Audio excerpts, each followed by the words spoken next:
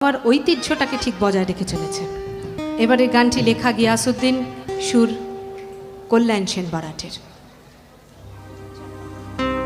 আমার বাংলাকে ভালোবেসে আর আমার বাংলার খাবার দাবারকে ভালোবেসে আমার এই গান।